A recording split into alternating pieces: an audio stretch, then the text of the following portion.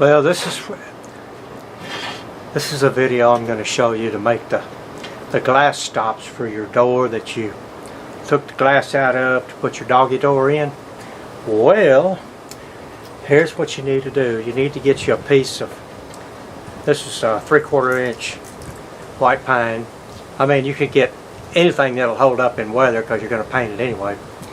But here's one reason why you want to make sure that you have a test piece, because you can see the difference between this fillet right there and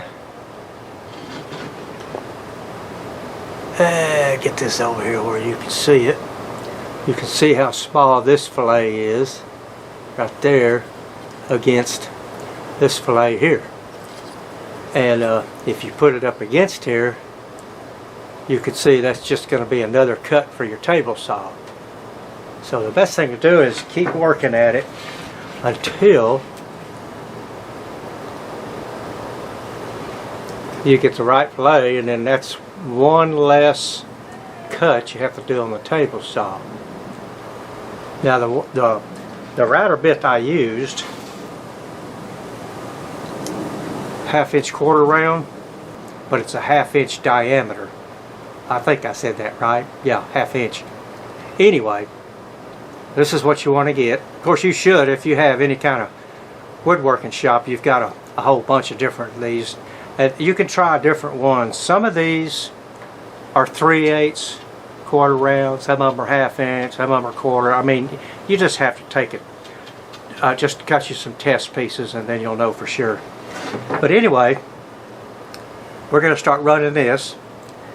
And now that we've got the correct size, we're going to run our pieces. Now you're going to see a part where I've got some washers underneath the board that I'm running, and it's to keep it from, raises it up from the table I'm using to cut the quarter round, because you can see how the bearing is running over the board, the 3/4 board. So you got to have that much clearance in between your table and your router bit. So that's why I've got those washers under the board that we're running. And you'll have to do the same thing. I mean, I'm sure you've got a lot of stuff. You can use a board, you can use anything. The only reason I use flat washers that big is so the piece won't rock on the table. That way I can hold the router pretty steady. Okay, onward we go with our cutting of the trim, and then of course we got to do table saw cuts and everything. Another thing I do, I got these pill bottles and they're perfect for these router bits. And I'm sure there's a lot of neighbors in your area or wherever that's probably got pill bottles stored in drawers that they're never going to use, but you could surely use them for all your router bits, drill bits, or anything small, even small pieces for a project you're working on.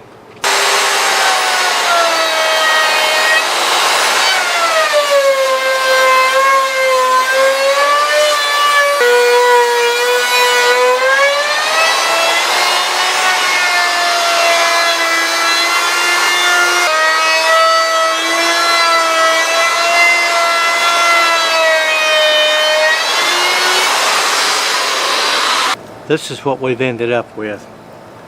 You can see what we're fixing to cut it out of. Okay, but my first cut is going to be this one right here.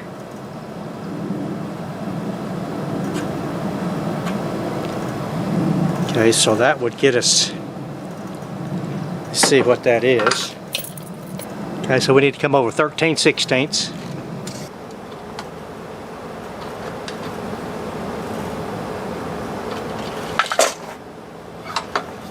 Alrighty.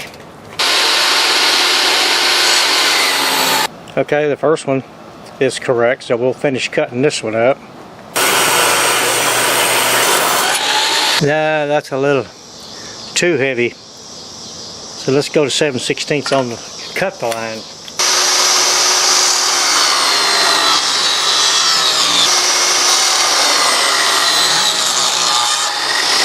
Looks good that way, but now it's the thickness. 5/16.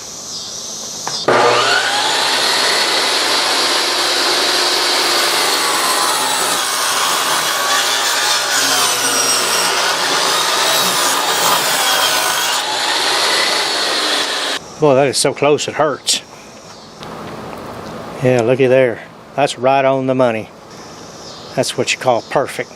We're set, so all that matters now is just cutting them to the right size to fit in, to hold the glass in. And so what we need is we need 13 inches, and we need 2 of them 13 and 2 of them 7 inches. So what we're going to do, we're going to cut 2 of them 15 inches, and I'll show you what I'm talking about, so that we don't have to keep switching back and forth.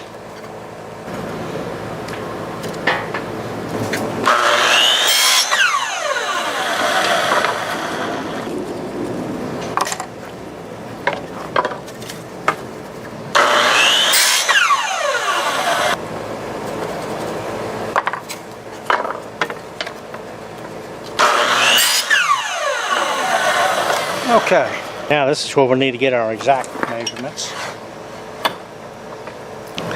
This was 13 inches on the money, 2 of them, and this one 6 and 15/16 cut the line. Okay, so the first one is 13. Got that one. 6 and 7/8.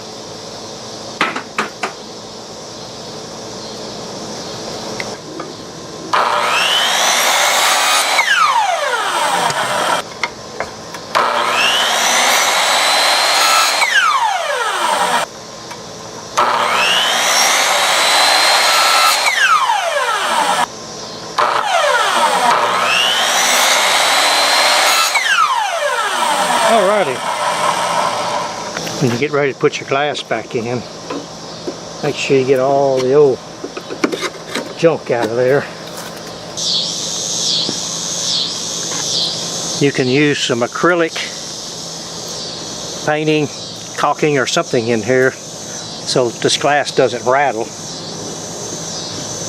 And that would go in first, then your glass would go in. And your trim pieces would go in.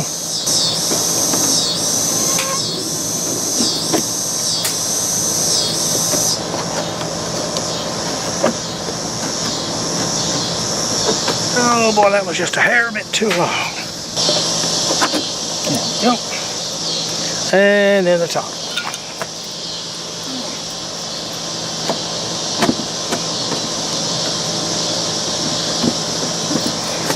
Alrighty, and then you nail them in with some 1/2 inch. You can find some sprigs, or if you have a nail gun that shoots 1/2 inch, nothing more than 5/8, then you're set to go. But what I would do first, you don't have to, but I'm just saying, you can paint all your trim first before you put it on. That way everything you've got to do then is just a little touch-up paint, because trying to cut in around that glass is really hard work. And if you've ever done a French door before, you know what I'm talking about. Alright, well we're done did, and our door is going back together.